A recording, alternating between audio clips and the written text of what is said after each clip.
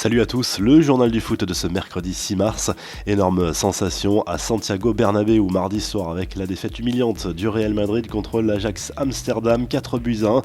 L'aventure s'arrête dès les huitièmes de finale pour le triple tenant du titre en Ligue des Champions.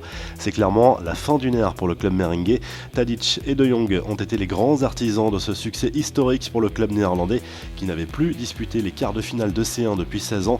Une image est devenue virale sur les réseaux sociaux, celle publiée sur le compte officiel de la légende disparue Johan Cruyff avec son numéro 14 qui rappelle le score du match.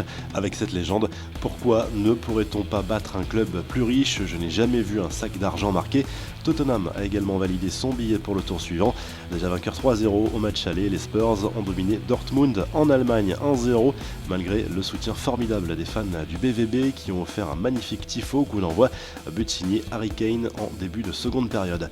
La suite des huitièmes de finale retour ce mercredi soir avec le PSG qui reçoit Manchester United au Parc des Princes. Coup d'envoi à 21h.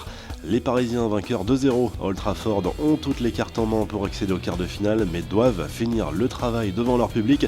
Un match à plus de 10 millions d'euros, somme promise au club qui accède au quart de finale hors droit télé.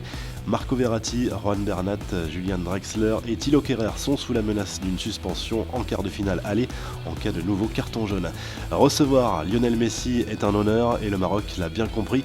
Le 26 mars prochain, la sélection marocaine affrontera l'Argentine en match amical. Lionel Messi devrait bien être à présent sous certaines conditions et non des moindres. Les joueurs d'Hervé Renard n'auront pas le droit de le tacler. Interdiction également de demander des photos et son maillot selon la presse marocaine. Pas d'interview non plus pour les médias et la fédération marocaine de football devra affréter un avion spécial. Seule condition négociée en échange, Messi devra jouer au moins 1 heure.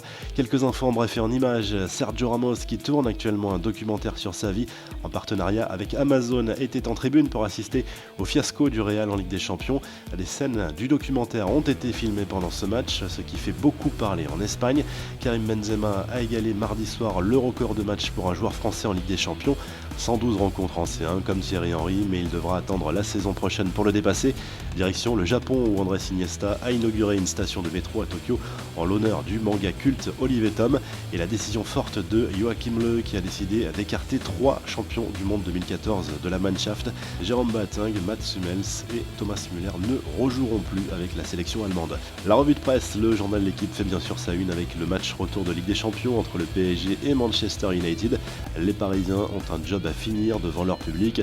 La presse espagnole n'est pas tendre avec le Real Madrid.